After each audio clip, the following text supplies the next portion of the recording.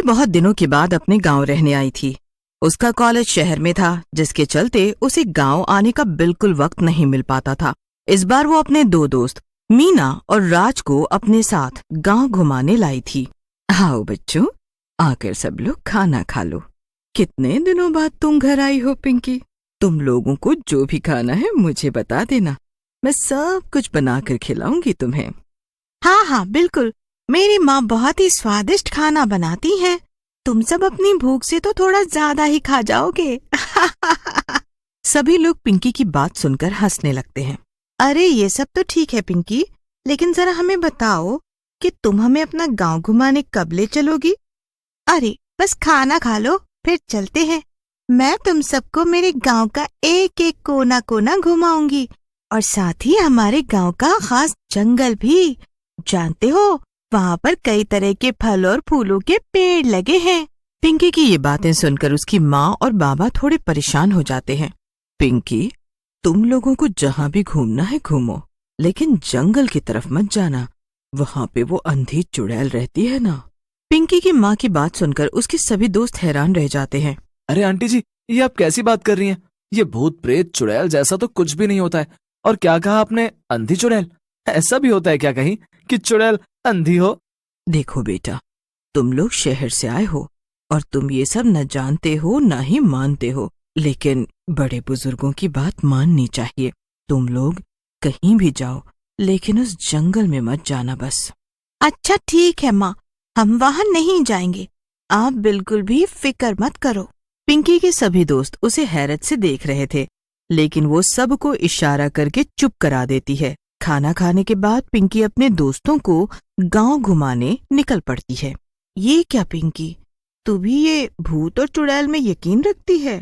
अरे नहीं नहीं, लेकिन अगर मैं माँ और बाबा के सामने जंगल जाने की बात करती तो वो हम सबको घर से ही नहीं निकलने देते, समझी? ओ, तो क्या इसका मतलब ये है कि हम उस जंगल जा रहे हैं? हाँ, और क्या? अरे लेकिन तुमने तो अपनी माँ से कहा था कि हम वहाँ नहीं जाएंगे, तो फिर ऐसा क्यों कर रही हो पिंकी? ये तो गलत बात है ना। सच सच बता ना राज, कि तुझे डर लग रहा है? पिंकी और मीना राज के ऊपर जोर जोर से हंसने लगती हैं। इसके बाद राज, मीना और पिंकी तीनों जंगल की तरफ चल देते हैं। थोड़ी ही दूर जाकर राज फिर से बोलता है। देखो पिंकी, हम लोग जंगल के इतने अंदर तक आ गए हैं और यहाँ दूर दूर तक कोई भी भूत या चुड़ैल नहीं दिखाई दे रहा है। अंधेरा भी हो रहा है, चलो हम वापस घर चलते हैं। राज, तू साफ साफ क्यों नहीं बोल देता कि तुझे डर लग रहा है? बार बार ये बहाने क्यों बना रहा है? राज मीना और पिंकी को अपनी बात समझा ही रहा था कि तभी पास की झाड़ियों से कुछ आवाज आती है। तीनों आगे बढ़ते हैं तो उन्हें वहां पर एक औरत दिखाई देती है, जो कि लकड़ी के सहारे चल रही थी। अंधेरा हो गया था, इसलिए औरत की शक्ल दिखाई नहीं दे रही थी। तभी पिंकी को एक आइडिया आता है। तो राज, तुम्हें डर नहीं लगता है ना? ठीक है, काम करो, जाओ जाकर उस औरत से पूछ कर आओ कि वो यहाँ क्या कर रही है। क्या? लेकिन क्यों? देख मीना, ये तो फिर से डर रहा है। क्या राज, मुझे नहीं पता था कि तुम इतने डरपोक हो। पिंकी और मीना लगातार राज का मजाक उड़ा रही थीं, इसीलिए उसने फैसला कर लिया कि अब वो उन्हें चुप करा के ही मानेगा। ठीक है, मैं अभी के अभी जाता हूँ और इस औरत से बात करके आता हूँ, और याद रखना, उसके बाद तुम दोनों मुझसे कान पकड़कर माफी मांगोगी, समझी? हाँ हाँ बिल्कुल, पहले जाओ तो सही। राज डरता डरता उस औरत की तरफ जाता है और मीना और पिंकी छिपकर उसे देख रहे थे। राज औरत के ठीक सामने खड़ा था, लेकिन उस औरत ने दूसरी तरफ पीठ की हुई थी। इतने में वो औरत पीछे घूमती है और उसे देखकर राज, मीना और पिंकी तीनों के होश उड़ जाते हैं। वो औरत वही अंधी चुड़ैल थी जिसके बारे में पिंकी की माँ और बाबा ने बताया था। मेरी मदद? क्यों नहीं, जरूर। तू मेरा खाना बनके मेरी बहुत मदद कर सकता है। राज चुड़ैल को देखकर बहुत डर जाता है और भागने की कोशिश करता है, लेकिन चुड़ैल अपने डंडे से मारकर राज को वहीं गिरा देती है। राज गिरते वक्त बहुत चिल्लाता है, लेकिन चुड़ैल उसे मार देती है और खाने पिंकी, पिंकी, अब हम क्या करें? इसने तो राज को मार दिया है। श्श, धीरे बोलो मीना, वो चुड़ैल अंधी है, उसे नहीं पता कि हम यहाँ पर हैं। राज को खाने के बाद चुड़ैल डकार लेती है और फिर कहती है, हाँ, तो क्या नाम चिल्ला रहा था ये लड़का? हाँ, मीना और पिंकी। मुझे पता है तुम दोनों भी यहीं कहीं आसपास छिपे हुए हो। अब जल्दी से बाहर आ जाओ, वरना मैं ही तुम्हें ढूंढने आ जाऊंगी। पिंकी और मीना अभी भी झाड़ियों के पीछे छिपी हुई थीं। वो दोनों अंधी चुड़ैल की बात सुनकर बहुत डर जाती हैं और एक दूसरे से कहती हैं, हे भगवान पिंकी, ये तो जान गई है कि हम दोनों यहाँ हैं, और तो और अंधेरा भी हो गया।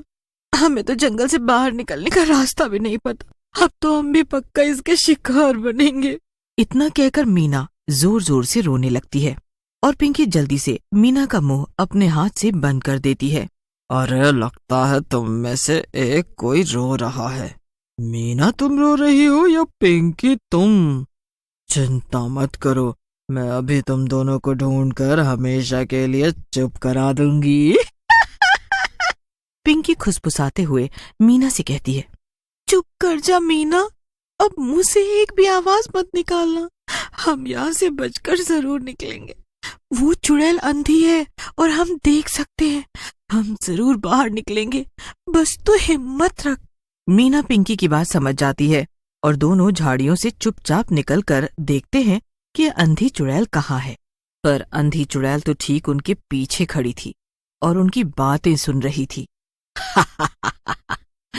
लगता है आज का दिन मेरे लिए बेहद अच्छा है, जो मेरे पास एक नहीं बल्कि 3-3 शिकार खुद चल कर आए हैं।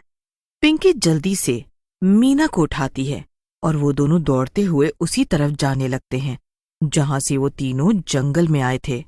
पिंकी पीछे मुड़कर देखती है तो वो और ज्यादा डर जाती है, क्योंकि वो अंधी चुड़ैल भी उन्हीं की तरफ भाग रही थी, वो भी उनसे ज्यादा तेजी से। मीना अचानक से पिंकी को भागने से रोक देती है और चुपचाप फिर से झाड़ियों के पीछे उसे ले जाकर छिप जाती है, पर अंधी चुड़ैल आगे निकल जाती है। पिंकी, मुझे लगता है वो अंधी चुड़ैल देख तो नहीं सकती, पर उसके कान बहुत तेज हैं। और तो और तूने ध्यान दिया कि अंधी चुड़ैल अपनी छड़ी यानी कि वो डंडा लेकर ही दौड़ती है। वो उसी डंडे से हम लोगों को गिराती भी है। उसने राज को भी उसी डंडे से ही मारा था। हाँ मीना, ये तो तू एकदम ठीक कह रही है, पर उससे हमें क्या? मुझे लगता है उस चुड़ैल की सारी ताकत उसी डंडे में है और मुझे नहीं लगता कि वो चुड़ैल हमें जंगल से ऐसे बाहर जाने देगी। तो क्यों ना हम खुद उसे अपने पास बुलाएं और उसे अपने जाल में फंसा दें? क्या तू पागल तो नहीं हो गई है मीना? भला उस चुड़ैल को हम अपने पास क्यों बुलाएंगे? पिंकी, वो चुड़ैल हमें जरूर ढूंढ लेगी। पता नहीं कोई हमें बचाने कब तक आएगा। पर हम करेंगे क्या मीना? हाँ, मुझे ये सब पता है। वो सब तू मुझ पर छोड़ दे।